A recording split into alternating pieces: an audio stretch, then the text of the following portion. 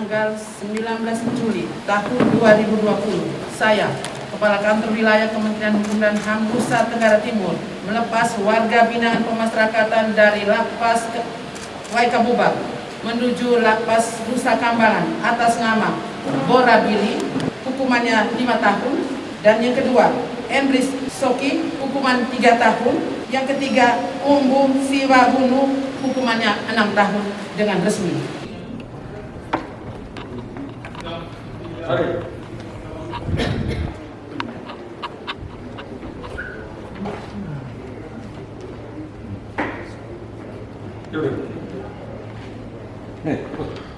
Kamu sudah makan belum? Hah? Belum. Ah, makan dulu lah. Ini makan ya? Makan dulu. Jadi kamu cerita dulu, bagaimana kamu punya suka dukanya? Ada sukanya, duka. Nama saya ceritakan tentang masa kehidupan saya bahwa selama ini saya kerja sebagai kontraktor saat ini di Lapas Sumatera. Dan memang pada awalnya saya memang ya dari kehidupan ekonomi apa yang memang sangat saya tidak mampu semuanya. Waktu saya kerja juga di sebagai kontrak di Sumatera, daerah, tapi jujur saja bahwa saya kerja yang tidak benar di luar daerah Bapak. Melanggar aturan, membuat kesalahan, betul Bapak. Saya jujur, setelah saya kerja sekian tahun sejak bekerja Sumatera sampai 2017 Bapak, setelah itu saya di garis nama saya di kontrak daerah Bapak, di zaman sekda Musuh. Jadi kesepakat kamu? Iya. Nah, itulah yang menjadi dasar dulu saya akhirnya saya terjerumus dalam hal yang memang membuat saya untuk menghidupkan keluarga saya. Dari situ saya membutuhkan betul yang betul sebelum itu juga saya bergaul di kabupaten lain baik seperti Timur, seperti Sumbar, Batam, seperti itu. Jadi memang selama pergaulan saya betul luas. Itu juga bukan untuk saya berdasarkan semua masyarakat. Karena saya mencari hidup, membenahi keluarga saya. Juga selama itu selanjutnya saya mau mencari kerja dengan lain Pak. Kerjaan ini ketemu yang mungkin kemarin yang membuat saya salah. Hingga memang yang membuat saya salah melanggar aturan hukum. Saya setelah saya menjalani hukuman itu Bapak, saya ada menyadari semua kesalahan betul saya bahwa pemerintah ternyata ada hikmah saya menjalani penjara. Sejak saya ditangkap masuk penjara kedua, dan saya sekian bulan di kedua di Gengapu masih saya tumpang lagi kalau saya ke Jakarta, dari Jakarta baru saya Sumatera. Setelah saya masuk Nusa Kambangan, pas masuk Cilacap Bapak, saya itu sama dua teman saya, Robi sama Sofi. Begitu turun langsung pasang borgol kaki, lantai sama tutup mata semua. Kami dinyebrangkan supaya jangan melihat mungkin bisa lihat Nusa Kambangan. Jadi kami ditutup untuk ke lapas karena hanya lapas Pengasingan. Setelah sampai lapas Pengasingan berapa sepanjang itu saya 8 bulan. Itu satu Pengasingan satu kamar satu orang. Jadi lapas ini satu kamar satu orang. Kamar itu tertutup mati. Jadi dari situlah betul kami sepanjang menjalani di Pengasingan selama 8 bulan. Saya 5 bulannya saya sudah mampu lagi. Setelah mampu lagi, ya bilang saya sudah lumpuh Pak. Ketika saya betul-betul saya berseru untuk saya menyatakan di hadapan Tuhan, saya mengaku semua dari kesalahan saya yang kecil maka besar perbuatan saya mungkin yang betul-betul salah di hadapan Tuhan. Saya nyatakan di hadapan itu ya. Seolah ada keajaiban kasih Tuhan. Saat itu juga saya, walaupun saya tidak bisa bangun, tidak bisa jalan Bapak, tapi saya percaya kepada Tuhan bahwa luar biasa kasih keajaiban Tuhan sehingga saya bisa selamat dari situ. Waktu mau video call saya bilang saya tidak bisa bangun lagi Pak. Kenapa? Dituntut ya, saya bisa bangun lagi, bisa jalan. Kalau bisa dipakai kursi roda. Sepanjang setelah saya jalan kembali 3 bulan ya, jam 12 siang, jam 1 siang Pak, sementara saya tidur siang saya bangun, duduk, langsung kayak ada yang tuntun saya di dalam ruangan itu. Disitulah saya merasakan bahwa benar Tuhan ini ada kasih Tuhan di dalam penasihat. Dan semua juga yang dari negara-negara mana ada semua di situ. Tempat pengujian di pengasingan di situ untuk kita untuk menyadari bisa tobat betul. Setelah dari 8 bulan saya keluar, saya digelidik, sudah melihat di klinik baru kami dipindahkan ke karantina di lapas narkotik. Setelah saya ditaruh lapas narkotik, ya kami ditanya juga bagaimana kita lapas karantina. Dan sudah kami merasakan kasih karya itu bertobat. Kami sudah menyadari semua kebutuhan Tuhan sudah menghasilkan dan tidak bisa mati di dalam kamar itu. Dan seolah macam kalau lihat Bapak situ lapas karantina ini seolah macam dikubur hidup-hidup. Jadi kalau macam yang tidak kuat juga rotan situ bisa 1-2 bulan mati. Gelap. Kalau macam yang tidak lihat Gelap. tidak ada ketemu. iya. Jadi kalau macam yang bawa sakit hati pikiran bisa masuk 1 bulan. Tapi kalau memang juga kami betul-betul sadar kita minta pengampunan Tuhan, kita sadar kita minta keyakinan. Saya pribadi merasakan bahwa betul-betul saya berbuat salah dan beberapa kabupaten yang seperti Sumatera Barat, Sumatera Barat, Daya, saya bilang saya betul-betul bergaul, tapi yang kasih Tuhan saya pergi dan saya pulang dengan itu Bapak yang menjadi kesaksian saya di Sumatera. Terima kasih juga selama itu Bapak saya berangkat dari sana. Tuhan saya ada di lapas narkotik juga. Setelah beberapa bulan saya dipanggil menjadi tamping untuk gereja. Bagus. Gereja setelah habis keluar ke orang dan tinggal di Frans. Dari tunggu John di sana. John sudah pas mau masuk 2020 keluar. Jadi saya juga Bang John sama itu salam untuk Bapak. Saya pun masih lama nih Pak. Ya, nanti kalau pulang salam untuk Bapak. Siap. Ya setelah itu juga Bapak John juga dia sebagai majelis. Sekarang dia juga udah bertobat juga. Bertobat. Pas orang di gereja sama Stephen William orang dia pun sudah itu. Iya. Semua bertobat. Narkoba di situ kan banyak orang dari luar kan. Siap. Sama apa yang saya kembali kemarin Bapak di Sumbar, semoga juga terima dengan baik. Hanya menjadi bukan mungkin buat saya Bapak mungkin kali dalam saya di sana hanya so tidak ada apa-apa nih. Memang saya biasa berdoa kepada Tuhan. Dan pas yang saya demo kemarin Pak Ketua bilang Bapak ketemu sama Pak Putra aku sedang berjalan ya mungkin kalau habis kerja bukan saya simpel Bapak nih teman Bapak yang menjadi saya seperti itu yang menjadi beban hidup saya. Kamu kalau sudah berubah, nanti kita bikin kasih program untuk kamu, ya. Nanti Ibu Yohana, nanti kamu ketemu Ibu Yohana. Nanti dari pertanian, kamu dibikin untuk program naka.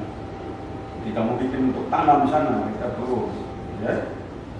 Kerja yang bagus supaya kamu menjadi contoh bahwa kita tidak perlu banyak sekali pekerjaan. Nanti kamu hidup di situ banyak pekerjaan nanti di Sumba Timur saya minta kamu untuk bantu juga. Sambil itu di Sumba Timur ada kita punya industri udang di situ.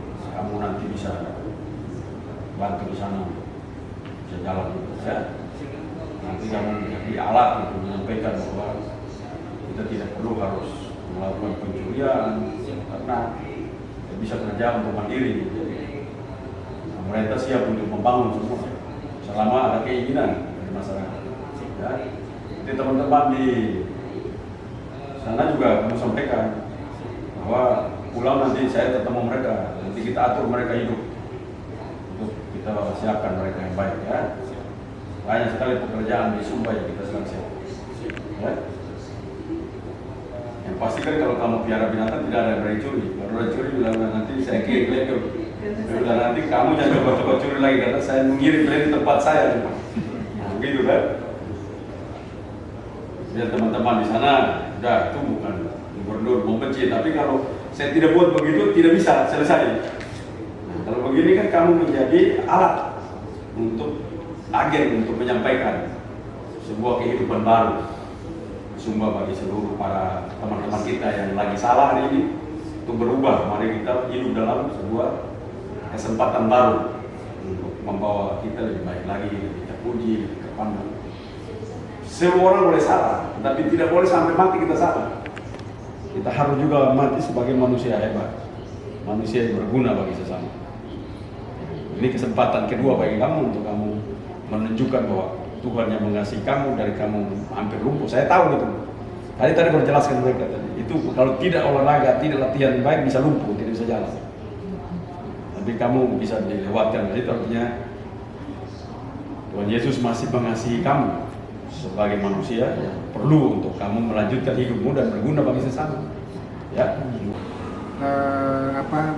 Menjadi panutan buat teman-teman yang masih penjahat-penjahat khususnya di Sumba atau juga di mana di Kupang atau di Flores di mana supaya mereka itu bisa tahu gitu, supaya penjara Nusa Kambangan penjara Nusa Kambangan ini ada namanya. Ya kan hanya pergi penjara Nusa Kambangan. Itu baik kalau dia pergi bisa sampai dengan selamat kuat Nusa Kambangan. Tapi kalau dia tidak sampai batas saja di Cilacap gara-gara dipukul, disiksa, mati di Cilacap. Ya, kan perbatasan Cilacap sama Nusa Kambangan. Itu baik kalau sampai Cilacap masih hidup, tapi masuk Nusa Kambangan kalau masuk di pengasingan, ya langsung mati. Terus tadi yang gubernur janjikan untuk bertemu ini kira-kira gubernur misalnya apa sih? Ya, ketika beliau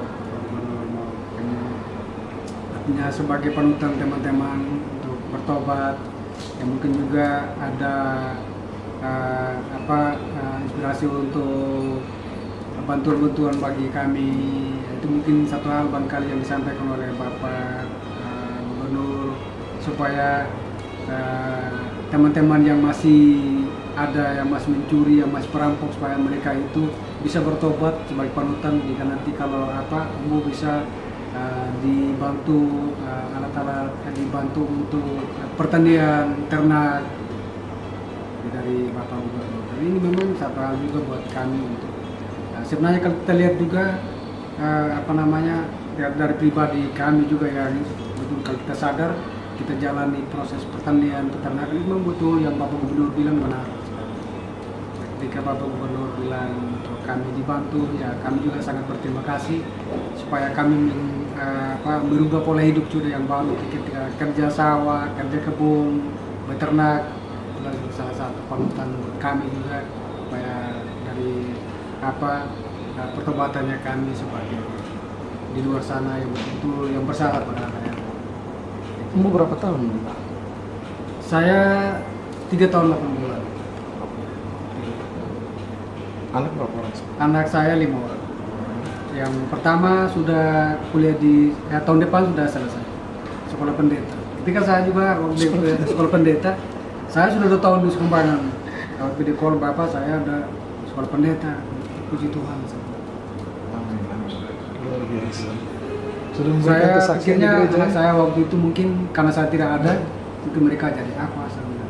Waktu mereka bisa pintar sekolah, tapi siapa yang biaya? Ternyata juga masih ada ibunya, mereka masih bisa biaya untuk hidup mereka, bisa membangun, ada pembantuan dari desa juga, bisa dilanjutkan sendiri rumah, bisa bangun rumah, sambil sekolah anak-anaknya. Nah, ketika saat itu anak saya bilang saya harus sekolah pendeta Bapak. Oh, puji Tuhan. Betul-betul merasakan keajaiban kasih Tuhan kita untuk kita membuat kita itu bertobat. Jadi masuk Nusa Kambangan itu bukan kita main-main masuk Nusa Kambangan, mungkin di salah satunya untuk itu rencana Tuhan sudah untuk kita bisa merasakan bagaimana hal-hal yang memang tidak berkenan di dalam untuk melanggar aturan hukum, membuat kesalahan pelanggaran yang memang tidak benar. Tapi ketika kita di dalam penjara, bahwa itu ada hikmahnya begitu. Karena pemerintah ini memang juga hamba Tuhan gitu. Dia tidak sembarang juga kalau mau macam pemerintah dari tingkat RT sampai polisi, brimob, tentara, bahkan tingkat pemerintah pusat untuk kita diekspos ke Nusa Kambangan karena memang itu hal yang benar. Ketika kita di sana supaya kita bisa sadar supaya kembali menjadi lebih untuk kita menjalani kehidupan yang benar. Nah sehingga juga menjadi ketika saya kembali menjadi penutan juga bagi teman-teman yang masih keliaran, pencuri, perampok supaya mereka itu bisa bertobat gitu. Kalau memang mereka tidak bertobat nanti kan pasti juga di ekspos ke Nusa Kambangan biar mereka bertobat supaya rasakan Nusa Kambangan supaya mereka tahu bagaimana penjara Nusa Kambangan gitu. Karena penjara Nusa Kambangan itu bukan penjara sama darat. Di sana mati hidup memang yang ada. Begitu. Ya, siapa yang hidup ya hidup, yang mati kalau yang tidak bertobat karena yang tidak bawa dia punya pertobatan gitu. Tapi kalau dia minta pengampunan sama Tuhan, betul-betul dia mengatakan bertobat, berjanji di hadapan Tuhan, membuat satu janji, satu pernyataan, itu kan maksudnya satu pernyataan itu bahwa kita memohon kepada Tuhan bahwa betul-betul saya sadar tidak berbuat lagi atau tidak mencuri lagi, tidak merampok lagi atau tidak berbuat hal-hal berbohong atau segala macam. Itu kan salah satu tantangan gitu. Dan memang di semuanya itu kan Tuhan tidak mau. Nah, semuanya ini rencana Tuhan yang terindah sehingga kita berada di Nusa Kambangan, baik pergi, bahkan ada di Nusa Kambangan, bahkan ada di lapas pengasingan itu, lapas Karanganyar. Situlah kita rasakan betul seolah macam kita ketemu dengan Tuhan di dalam. Karena lapas Karanganyar pengasingan ini kan tertutup mati di dalam. Kita tidak kena angin, tidak kena matahari di dalam. Ya paling video call juga sebulan sekali. Baru sudah bisa mati di dalam. Yang bawa dia punya sakit hati, pikiran ya pasti mati. Karena dia tidak ada penyadaran diri, tidak kuat ya. Karena dia sudah pikiran, sakit hati, pikir keluarga atau bagaimana, dia pikir lagi dia bersalah, bagaimana supaya Tuhan dapat mengampuni dia, mengaku dengan kesalahan, pelanggaran, dia tidak ada berdoa begitu, tidak berdoa gitu kan. Ya coba kalau dia mengaku kesalahannya dia, pelanggarannya, supaya oh Tuhan, tolong saya Tuhan, gitu. Saya betul bersalah. Tapi kalau dia bilang, nanti kalau 10 dari Nusa Kambangan saya harus berbuat lagi kalau itu, berarti mungkin dia bisa mati di dalam penjara itu di pengasingan. Sebelumnya Om sudah pernah ditahan atau belum? Belum. Baru pertama itu baru saya masuk penjara. Begitu dari yang memang ya jujur aja saya dari berbuat salah karena ditangkap tapi ada yang 2 minggu, ada yang 3 bulan pulang gitu. Mungkin saya dapat itu barangkali. Jadi satu kali kemarin ditangkap dari Polda barangkali sih mungkin ya itulah. Begitu ditangkap langsung ekspos ke Nusa Kambangan. Jadi memang saya tidak mensalahkan pemerintah karena memang itulah tugasnya. Untuk kita betul sadar karena memang kita bersalah melanggar aturan hukum. Nah ketika saya ada di Nusa Kambangan, yang ada pun saya waktu itu ya lumpuh lagi. Tapi karena ini dia tarik kita sadar, kita mengaku di hadapan Tuhan kesalahan dan pelanggaran itu, baik yang kecil sampai yang besar juga, apapun juga kita buat kita di hadapan Tuhan, Tuhan mengampuni. Bahwa ini orang betul-betul dia sadar. Jadi saya pikir memang masih banyak di luar sana yang beribu, masih ratus atau masih ribu yang berbuat salah. Tapi coba kalau dia masuk Nusa Kambangan, nah itu baru betul dia tahu penjara Nusa Kambangan. Jadi kalau menurut saya pribadi bahwa betul itu penjara Nusa Kambangan baik di pengasingan Karanganyar selama 8 bulan itu betul ya karena bukan kasih keajaiban Tuhan, saya bisa mati dalam, jujur saja nih. Tapi karena betul saya mengaku kesalahan pelanggaran itu semuanya minta sama Tuhan dengan dengan hati yang tulus ikhlas, Tuhan betul mengampuni dan dibangkitkan kembali. Karena dalam kamar itu sama dengan kita dikubur hidup-hidup. Karena kamar tertutup, pintunya tutup, angin tidak bisa masuk, matahari tidak bisa masuk. Dan juga itu, ya, ini ya memang intinya semua itu, bahwa saya bertobat.